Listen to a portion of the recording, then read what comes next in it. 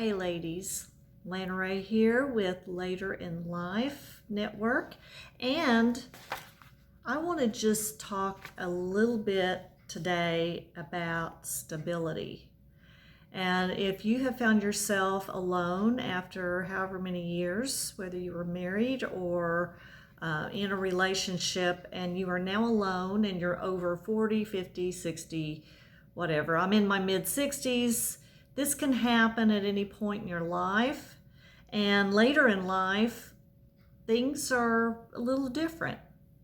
And I want to talk about stability, because the first thing that you need to do when you find yourself alone is to get your life in some type of stable condition. And depending on what you've been through and where you find yourself, you've got to figure out if you're going to rent a place or buy a place. I know for me, I chose renting because I was not financially able to purchase something. And to be honest, I didn't want the responsibility of owning anything. Um, I'm not geared that way. I'm not knowledgeable about home maintenance and property management. Um, like I said, if you've watched any of my videos, I've been married twice, altogether like 40 years, and um, that was not my role in the relationship. I took care of the household and I worked full time in jobs. So those are things that the parts that I have had to learn, such as vehicle maintenance, is a big challenge for me. So, but we're going to talk about, I think there's like 4 or 5 areas that you need to get stable very quickly. And so finding a place to stay, you may have financial issues coming out of a marriage or whatever your situation.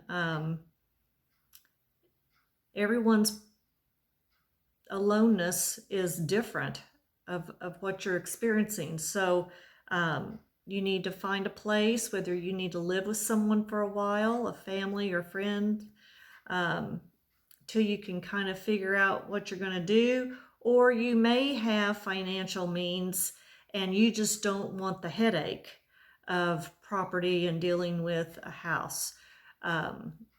So depending on who you are and where your mind is and what you're wanting to do, renting or owning or staying somewhere, you've got to figure that out. And the other important area that has to do with being in your home, whatever your situation is, you need to get your financial cash flow sheet developed. And so cash flow is very important. A lot of people, to be honest, they do not understand cash flow. Cash flow is daily. How much cash do you have in your hands from day to day to day? And being able to track that and being able to oversee that is might be a new thing for you. If your husband, if your ex, if someone took care of that for you, you've got to learn how to do that on your own. And you need to, and you can. Cash flow is very simple, but you have to look at it almost daily, depending on what you've got going on in your life. So I can help you with that. I like cash. I like the envelope process. I have little tubs in my drawer space in my den, and so I like having separate categories for different cash items, groceries, things like that. You may have to check one of the first things. You may need to update your beneficiaries, like if you have a 401k or an IRA, a vehicle, anything that you have in investments, you need to check the beneficiaries. You may need to change names, determine all of that. Any auto payments where things are automatically withdrawn out of your checking account in your bank. At this point, with you being single, I'm hoping that you've already got your own account somewhere. You'll need to make sure you've got auto payments switched to your new account and have that all happening. Logins for your passwords, your login information. If anybody has ever shared those with you, or you need to change your passwords, go through and make your list. I've got all of mine in a book, so like that notebook can't leave my sight, hardly, because it has my whole life in it. Change your passwords on things that you want to make sure you're the one that knows what those are, and you're the only one. Subscriptions, anything where you've had subscriptions in the past, look at these. Do you still need them? Cancel them, update them with new logins, or you may have to retie them to your bank account. Get everything, make sure because even if you've been through divorce, there could be some things, I was still on a security system for the home. And it's like, I couldn't get the security system to even take my name off. I have to get my ex-husband to tell them to remove my name. I mean, some of these companies have weird rules. So, I mean, you just think about all these things like that. Check your credit report. See what's all on there. Most of the time you can get the 3 credit reports free per year. You can call for them each year, but you need to check that after you've had major changes to make sure that the information's correct on there. Because you may want to do something financial in the future and you don't want any surprises on that.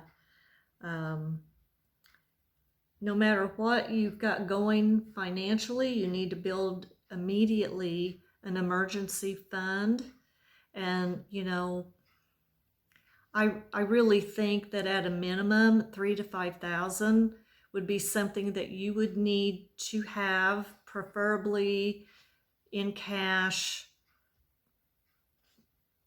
probably locked up somewhere in your home.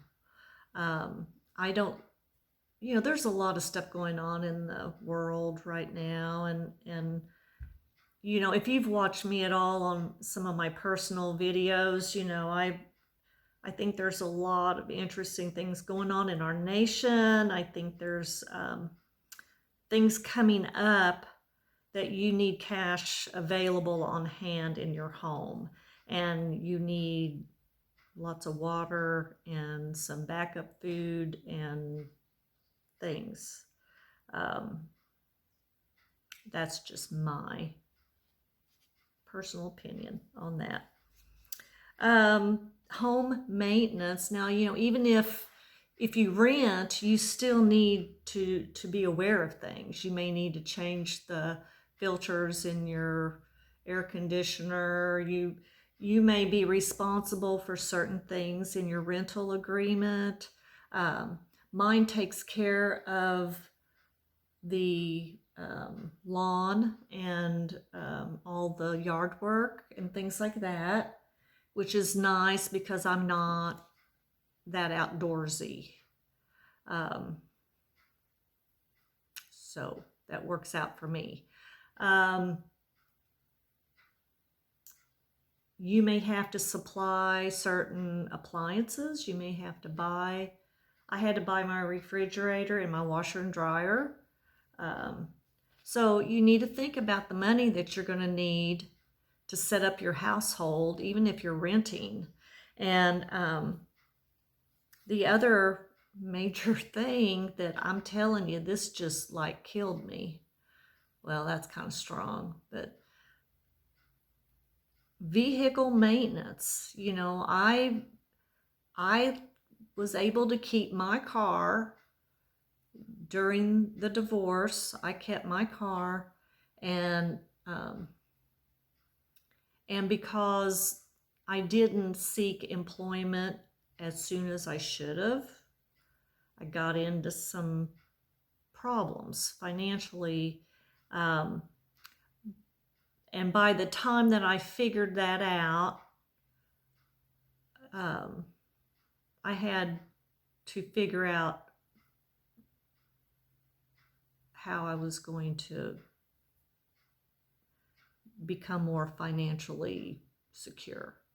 So you may have to get what's called a side hustle or a job. You may need to get full-time. You may be able to get by with part-time. I'm on Social Security, so I needed something to supplement that. And I chose Spark Driving, which is delivery driving at Walmart. And I personally love it.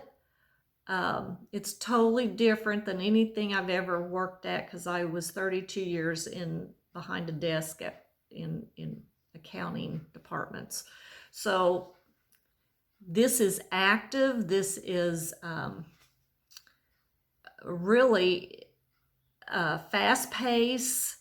I do shopping for people that come up on the Spark app. It's all app driven. It's very simple. I do grocery shopping, and then I deliver it. And I also do at the pickups, where you would go to pick up your groceries, you know, drive into the pickup slots. I do that and deliver those. It's really interesting. I've met a lot of people doing that. I deliver to a lot of elderly people, and so I'm able to have conversation with them and take their groceries. Some of them I take them inside and, you know, set them somewhere where they can get to them easy. So it has a lot of benefits for me as far as being able to serve people and help them out, as well as you can make quite a little bit of money doing it. And I'll do a Spark video at some point, put on here. I've been wanting to do one. I've seen some other YouTube videos where Spark drivers have just kind of videoed their day, a normal day, you know, and right now, you know, it's kind of flooded with people. You may have trouble getting on in certain areas, and they do make changes from time to time, so I don't know how long all that's going to be going really well, but for now it works out real well. But you need to build your emergency fund, your vehicle maintenance. That's where I was kind of getting to, because I started having issues with my vehicle. And when you're doing Spark delivery, you know, this is like major. It shut me down. I'd be home waiting. You know, I had to have my car. You know, I was really thankful, you know, that God let me, you know, my starter went out, but I was home when it went out. So I had to have a guy tow it, but that was better than being out in the boonies somewhere when I was in the middle of Spark driving. So I'm thankful. It could have always been worse, but it was highly frustrating and it was scary. And I had never dealt with a car, like been responsible for maintenance on a car. I mean, that's what guys are for, right? That's what, don't get me in trouble, but my dad took care of my car for me all of my life, even when I was married, the first whatever years. He would just help us out on vehicles, and he was such a good mechanic. And and when he died in 2006, I think is when he passed, which has been a long time, but I didn't really know what to do car-wise. And right after that is when I divorced my first husband after 26 years. And a lot of that, I think, had to do with my dad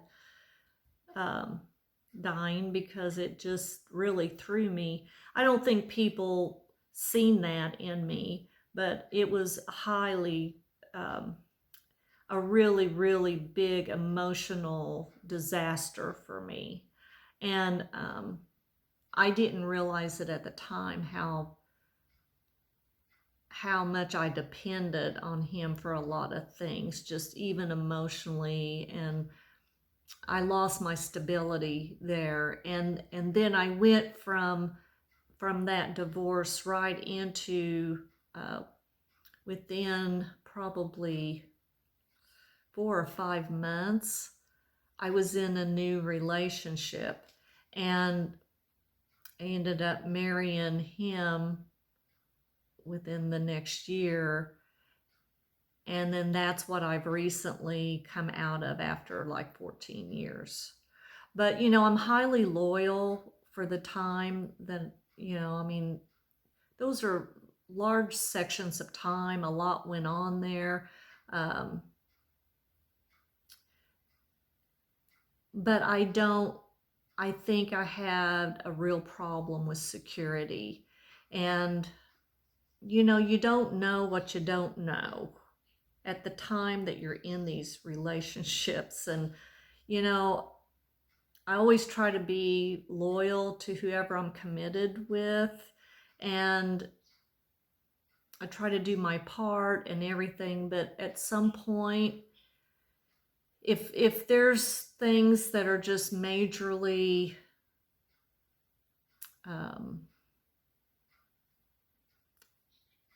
I hit the wall at some point, and it can be years, and it can be very out of the blue, and it can be very unpredictable. And I'm not saying I'm proud of any of that. I'm just saying this is what happened. And I made it a mission to find out why, because it's a pattern. It was a pattern, even though, I mean, the first time I hit the wall, I was like 45, and I was actually in menopause and didn't know it. So, I mean, I could have had a lot going on. My dad died, and, all of that going on, didn't know anything back then. And then this second time I was 63, and it felt like the same thing again. It was like a pattern of I'm in a relationship, but I don't know what to do with this. And I call it hitting the wall, because it's like I can't do this anymore. I'm not sure why. I don't know exactly what's wrong. I don't want to do counseling. I need to be away. Anyway, I don't know what happened there. My video just went kind of down.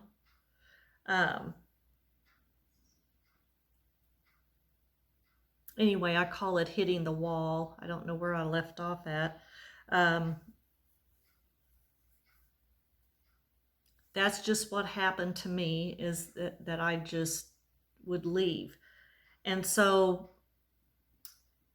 there are things that you can get into relationships for the wrong reason, and security is a big one. Financial security, just home maintenance, vehicle maintenance, all the things that probably the husband normally takes care of. if you're used to that, you know, this is not the reason to get into a marriage, is to have somebody take care of all this stuff for you so your life is all convenient. There's more to a relationship than that, and most of us should know that. But you can kind of subconsciously, I think, look at that and not really admit it to yourself sometimes, that's why you kind of search out somebody and you think, can I live okay here? I don't know. I'm just saying, the relationship that I want now and the one that I'm in right now is so much more,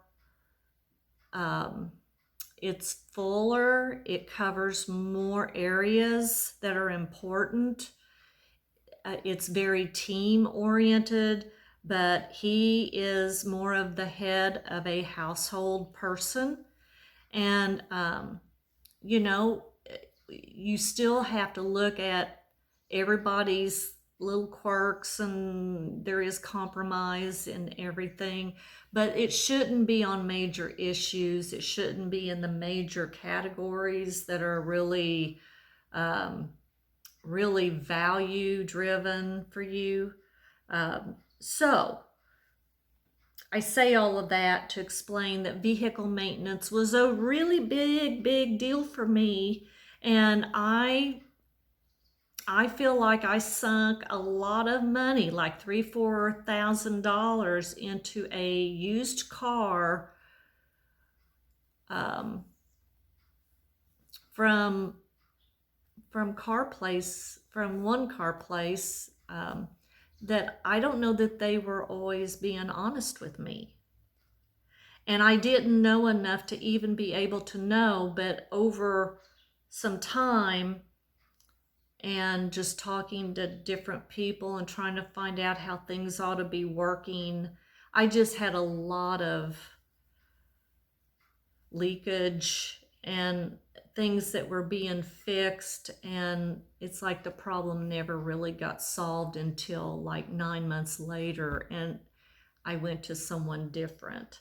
And so a lot of times, not every place, you just don't know who to trust in this area, and you have to ask people and try to do the best you can with it. I don't know the answer to that, but I do know that it's highly stressful.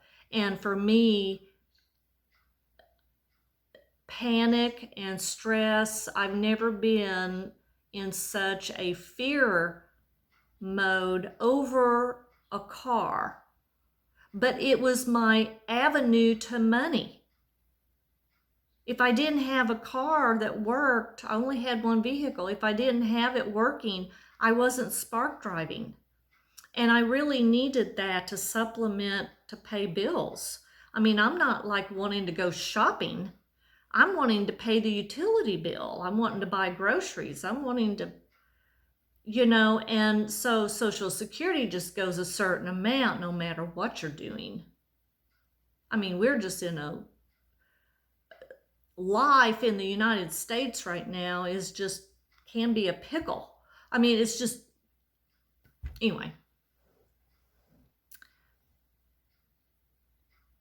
There is, this is just can be a big area for you, because even if you're not working, if you're even financially okay, you've got to have good vehicle maintenance going on, so that if you're going on a trip, you're going to see family, friends, you're going on it wherever, you don't want to be broke down somewhere. Now, what it ended up doing is teaching me how I had never called for roadside assistance before, but they came to my house. And, it's not the battery, it's not, it's probably your starter. You're going to have it towed somewhere. Okay. So then I had never had anything towed before. So luckily I knew a lady in the political movement that I was involved in, and her husband was a towing person, and so I called him, And so now I have the number for roadside assistance and the towing. And so these are experiences that panicked me and stressed me out. And it may sound really frivolous to some of you. Maybe you know a lot more, but for me, this is just where I'm at in life. This is where I've been. And so I actually felt really empowered just with knowing these two things. I've learned this.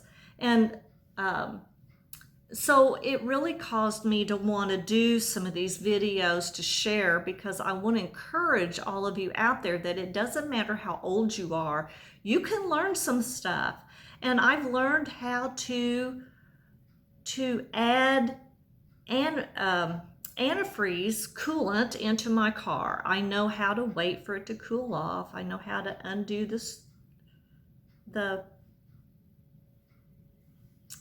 thing. The cooler thing. I know how to put the coolant in and how far up to go, and I know how to check for leaks. So I've learned some stuff, and I'm very excited about it. But I still watch my temperature gauge, and it's like an obsession. And I'm trying now to work on my mind and my emotions, because I'm telling you, it really did a number on me stress-wise.